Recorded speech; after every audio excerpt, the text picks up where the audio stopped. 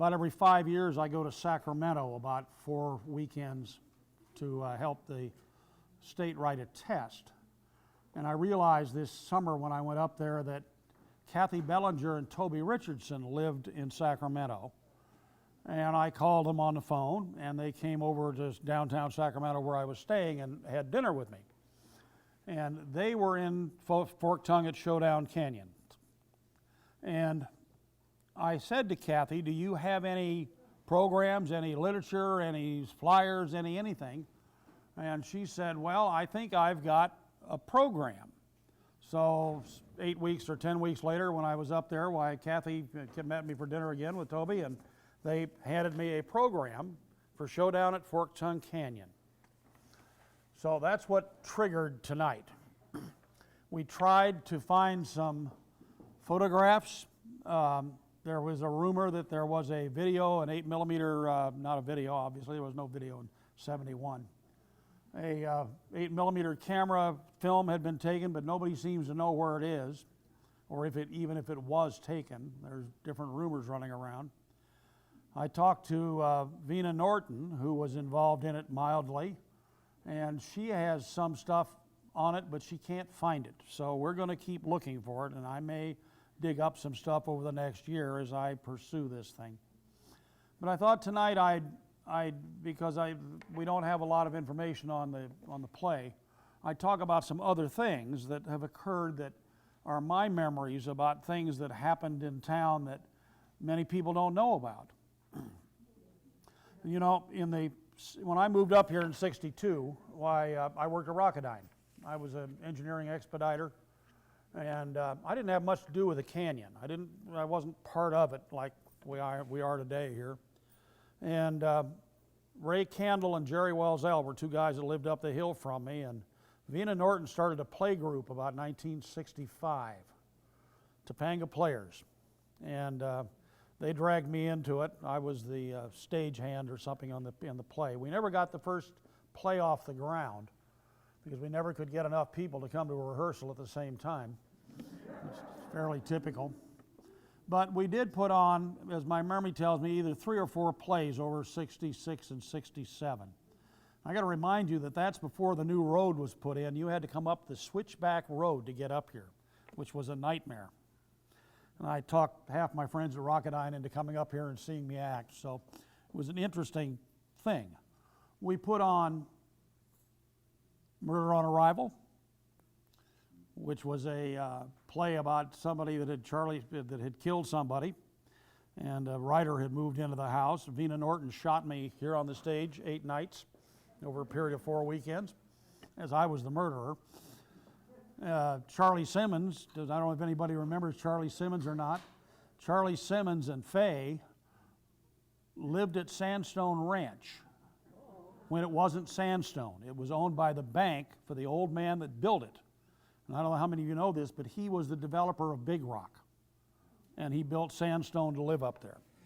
And Charlie and Faye kept the house for the bank. They were the caretakers. Because every time we'd have a play, we'd go up there for a big party afterwards. That had an indoor swimming pool, had all kinds of things. And we put on that play. The most ambitious play I think we ever put on was Zoo Story, which is an Albee play, and Gallows Humor. We did them both one night because Zoo Story is not very long. And we had so many people turn out to audition for Zoo Story that they had 2 casts, and they played on alternating weekends for 8 weeks. And if my memory serves me right, David Bartholomew was in one of them, I think with Chuck Huffman. Right? Am I right? And then the other cast was Bob Norton and Kedrick. No, it wasn't Kedrick. It was, I'll think of his name in a minute. He was a big, tall, lanky guy like Kedrick. He was an English teacher. And it was an interesting time. This place was pretty barren in those days, I have to point out. I remember the first time I came up here in 1962, there was no floor and there was no roof. All it was here were the walls. And when we had, of course, when we had the play group, we all, in those days, we drank a lot. And of course, the caretakers of the community house were Catherine and Julia Stewart. And there was no booze allowed in the building in those days. So we had to sneak bottles all over we had them stashed every place in the building we could think of. So that evolved, and we did 2 more plays, and then Vina put on a play called The Woman That Looked Like a Bulldog, that was written by somebody that found her. I don't know where he did. He wrote the play. The play was about a dowager old lady that lived on marijuana chocolate chip cookies. And the playwright played the reporter from Play Bitch magazine that was interviewing her. That was the whole play. And one of the local gals played the maid that served the marijuana-laced cookies. And they had marijuana-laced cookies, I'm sure, every single night. Every single night. So we had a very good time, and Vina put that on here, I think 3 weekends or 4 weekends, and then a year later, she actually put it on 8 nights down at that little playhouse on Pico Boulevard, down near the studios. So those people were not the people that were in Showdown at Forked Tongue Canyon. That was Don Hilson and the Nortons and me and Ray Candle and Gary Dill that lived down here across the street, across from Norm Krause's house with their mother, and Kathy Bellinger was in some of the plays. So it was an interesting time up here, and it was crude. It was much cruder than it is today.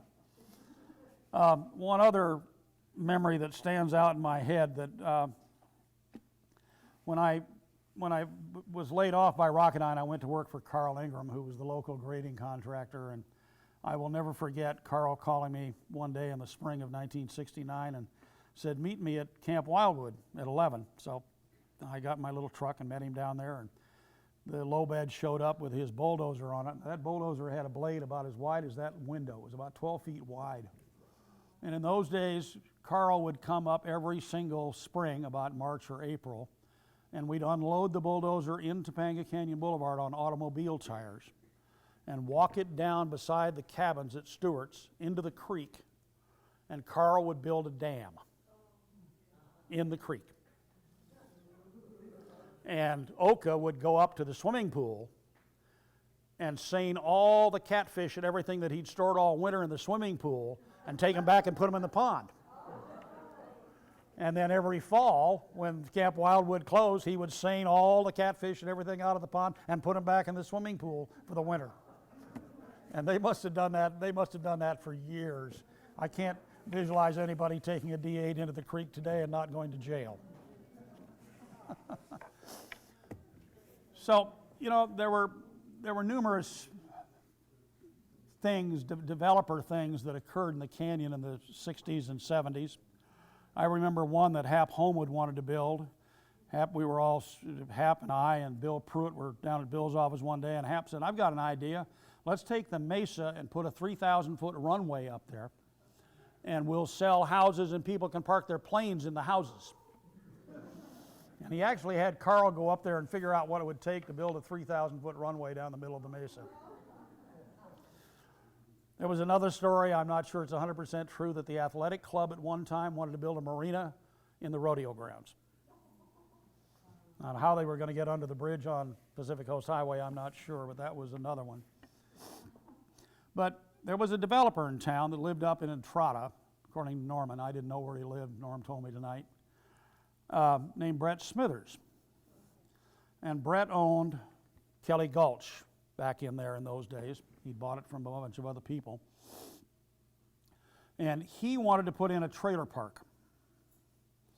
And he had this bizarre idea that he was going to come around the corner up where George Herm's house is, which is the first house below Entrada, and straighten Topanga Canyon Boulevard and bring it right straight down so it intersected right at Kelly Gulch. And cut off the loop, the Corral Loop, and Santa Maria Road, and build a big trailer park down there. Now, that's what Brett wanted to do. And he was in cahoots with Hal Rolfe. Hal Rolfe was his buddy, real estate agent, as I recall. And it triggered something. It triggered something that all of these people, remember we had, in those days, there were a lot of actor people living up here that in those days were no names in some cases, but in some cases had some fame. And they pulled together. Lyle Baum, Dean Stockwell, wrote this spoof play about Showdown at Topanga Canyon. And everybody that was anybody was in the play, believe me. I mean, it was just amazing who was in the play. R.D. found this someplace in his archives. That's one of the posters from the play. And I thought I'd sort of run down who was in the play. Tisha Sterling was in the play, Ann Southern's daughter. Russ Tamlin was in the play, West Side Story. Sean Rooney. I don't know who Sean Rooney is. Maybe R.D. does. Yeah, he lived in the head inn, worked for the government, had a BSA motorcycle, strapped out all the time. And with us when we had the bikes and the restaurant and all that kind of stuff.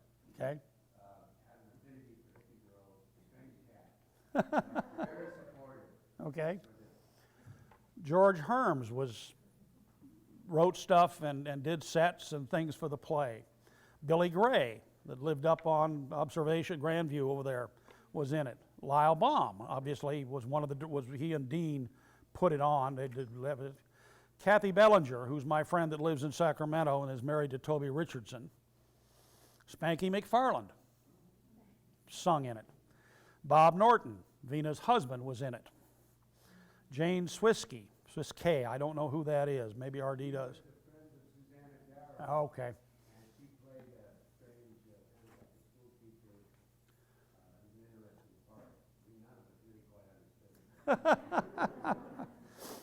Grace Norton was in it. That's another one of the Norton clan. Al Beach was in it. I mean, half these people are gone. Ben Matthews was in it. I don't know who Ben Matthews was, R.D.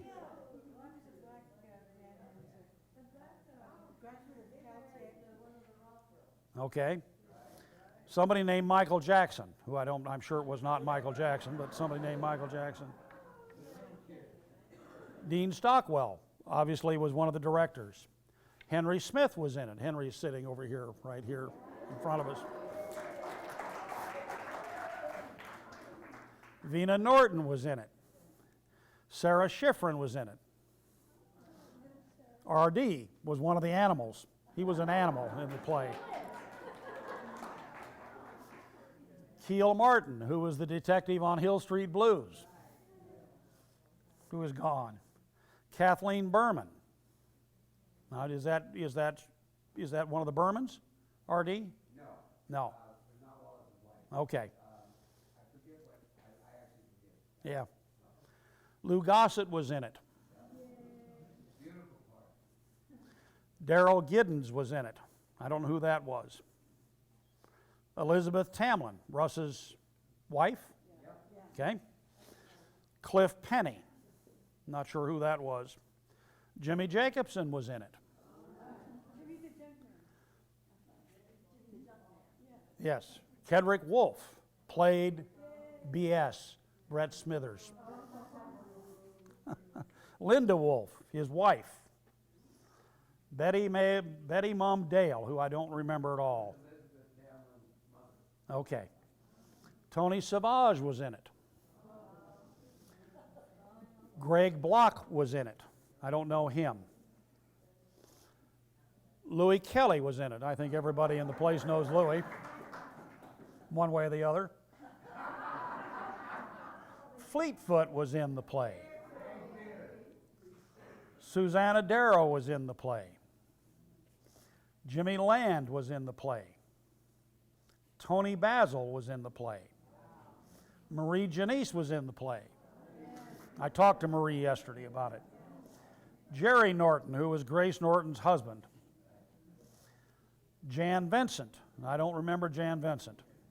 Well, he was in it, but actually he didn't make the performances, which is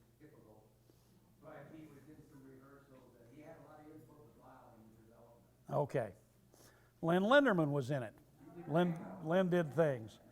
Herb Berman and Wild Turkey was the band. Kirby. Was it Kirby? Yes. So they put on this play, I believe 2 weekends, and raised $2,000, which they gave to Bob Bates to fight Brett Smithers in 1971. And that's all the information we really have on the play. We don't know much about where, I mean, a third of these people are gone, one way or the other, and it was quite something, because it pulled the other side of Topanga together. You know, I mean, this was, and I use this word loosely, this was not the PTA crowd. It was a different group of people that lived up here. It was more the Legion crowd, it was more the Corral crowd, it was more of that group of people that lived up here in the 60s and 70s. And it... I do remember one thing about it. The one who played the real estate bad guy. Kedrick? Yeah, he kept playing pocket billiards. Did he? And you know what I mean? Yeah, he had his hands in his pants. All the time? Oh yeah, say it real loud. The fact that Kedrick during the play played pocket billiards in his pockets the entire time he was on stage. So that was a different time up here. It really was. It isn't the same. I hesitate to use the word the good old days, because they were just the old days. They were different. I'm not sure they were any better or worse than it is today. There are some other events. I'm going to tell 2 of them. And these are Ed Lang stories that I can dredge up from my memory. In 1974 or 5, the Chamber of Commerce had the installation dinner at the Woodland Hills Country Club. One of the very rare times we had it out of the canyon in those days. And we sold tickets like mad. We must have sold 250 tickets to the thing that night. And we were having a Chamber of Commerce meeting in there. Dean Penny was the president. Carl Ingram and I were on the board, amongst a group of other alcoholics from the Legion Hall.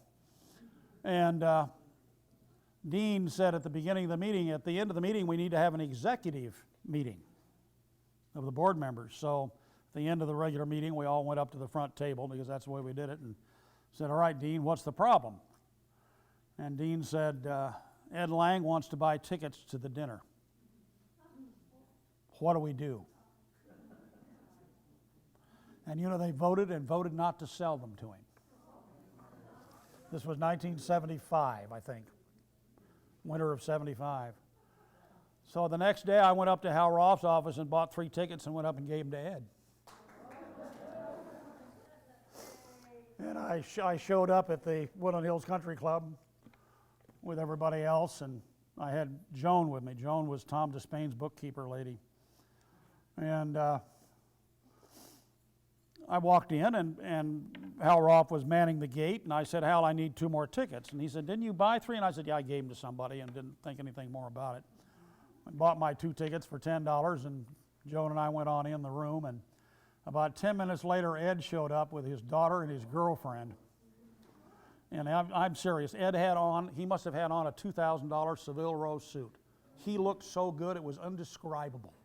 He looked like he's just stepped off the front of GQ or something. And Ed was rather imposing anyway. And they couldn't turn him down. They couldn't refuse to let him come in. He had 3 tickets. And of course, it didn't take him 30 seconds to find out where those ticket numbers had gone from.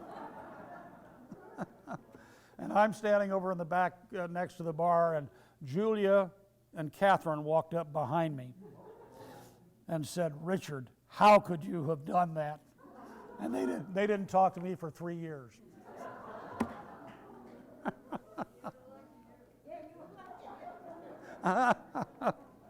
Oh, we had some interesting evenings. One other Ed Lang story that I'm going to tell. When Lynn and I got married, we were living in a house that Ed Lang owned at the bottom of Robinson Road. And we'd been married about 4 or 5 months, and I came home one night and stuck my head in the house, and I said, "I'm going up and pay the rent."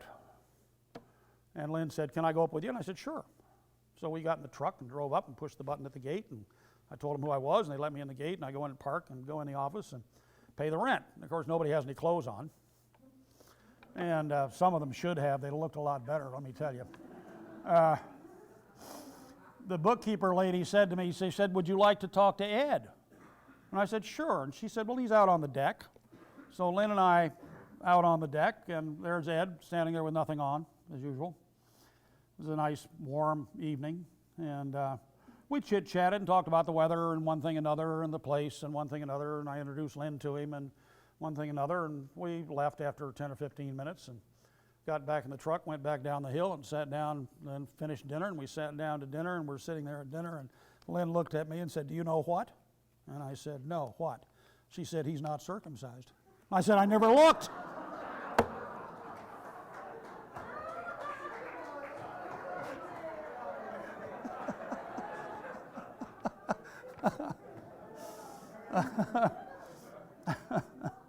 That, guys, is about all I've got to say tonight. My voice is just giving out on me. Sure.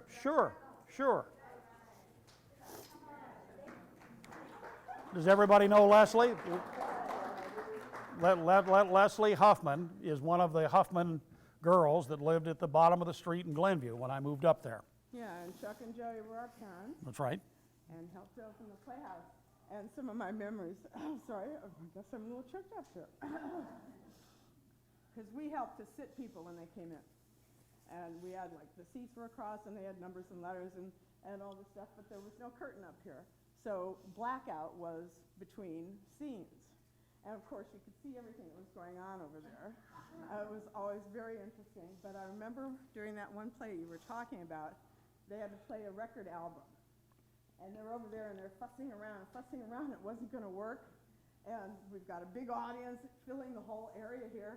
And Dad and a couple of the other guys who were on stage just started singing the tune and going like this, and you know, and continued on the scene like that. I thought that was, you know, pretty innovative and creative on their part to be able to do that.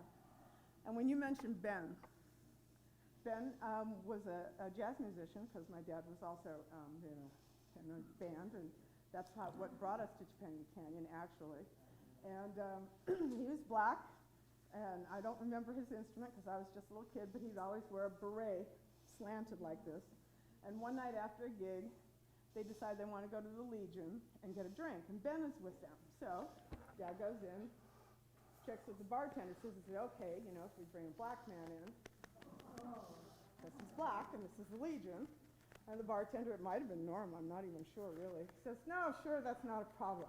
No, that's fine, come on in," you know. So they go in, the place is suddenly quiet. They're looking and there's whispering and there's stuff like that. Dad walks over and says, "I thought you said it would be cool to bring a black guy into the Legion." He said, "Yeah, a black guy, but a beatnik?"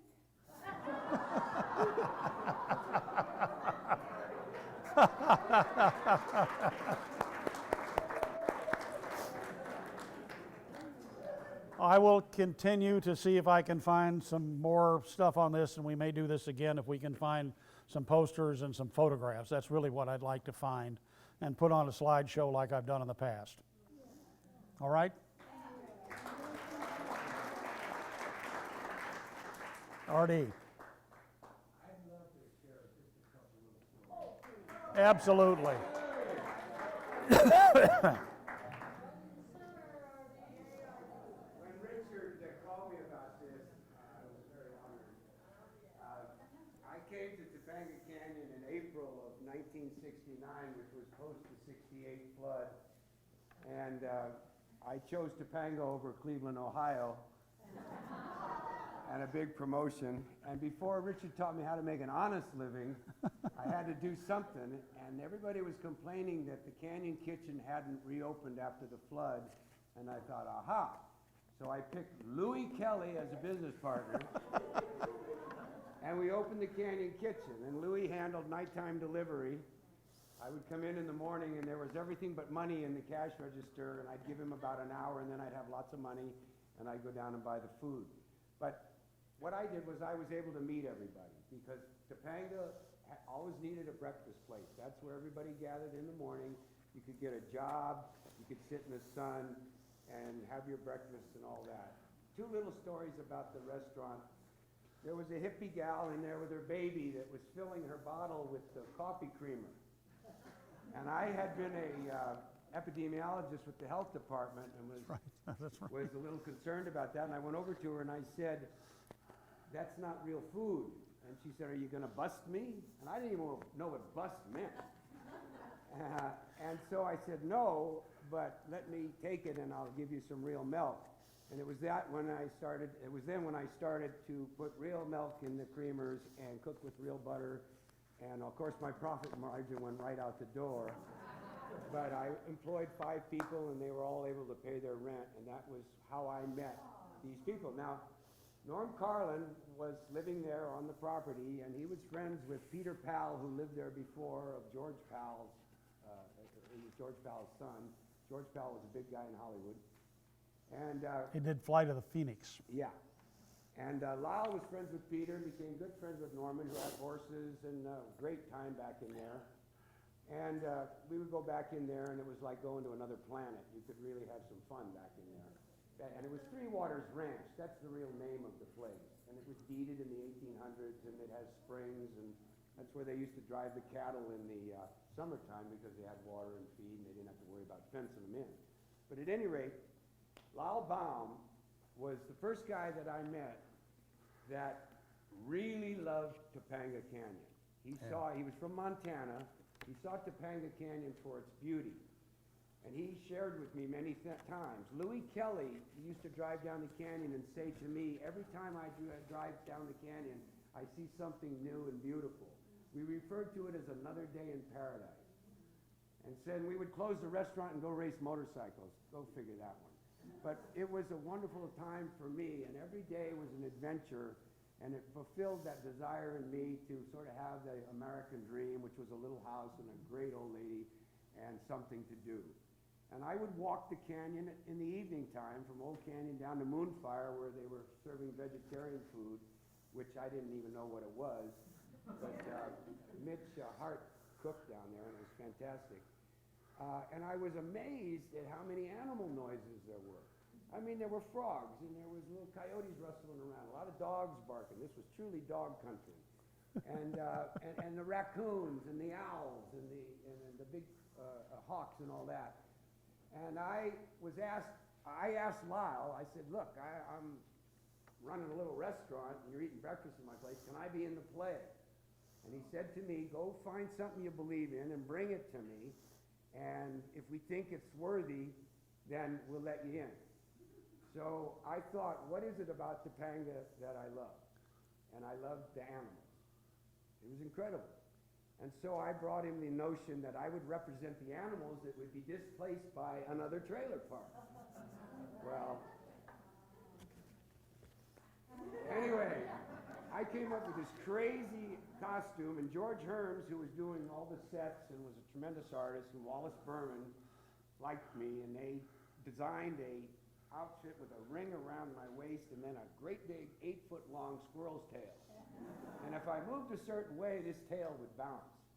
And of course, I got my 10-second laugh when I came on stage. Louis Kelly came on. He was a state champion at doing double yo-yos, and that was his shtick.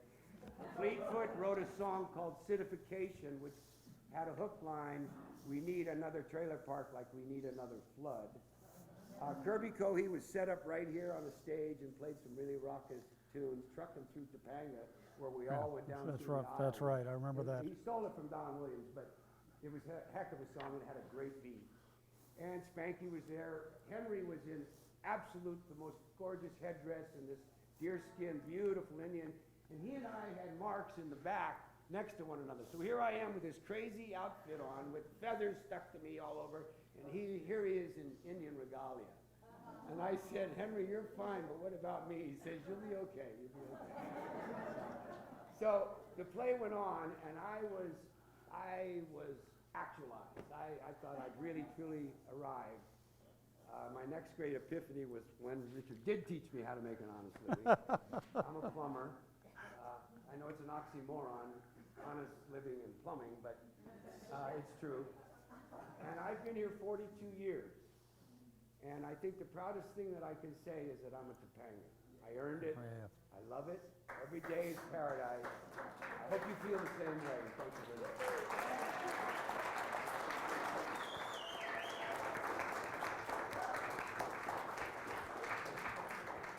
All right, guys, that's it for tonight.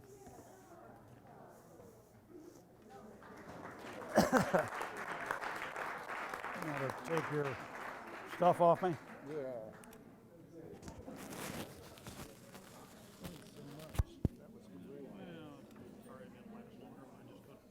Dig up any more decent stuff on it.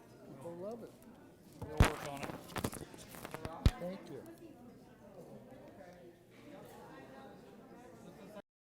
Let's live in a hideout at Topanga. Come on, let's head out to them hills. Lots of stained glass, cold water in the bath. We can live without those fancy frills. Let's live in a tree in Topanga. Maybe in the leaves they'd leave us be. We could live in a squirrel hole and play our rock and roll. Come out on the limit.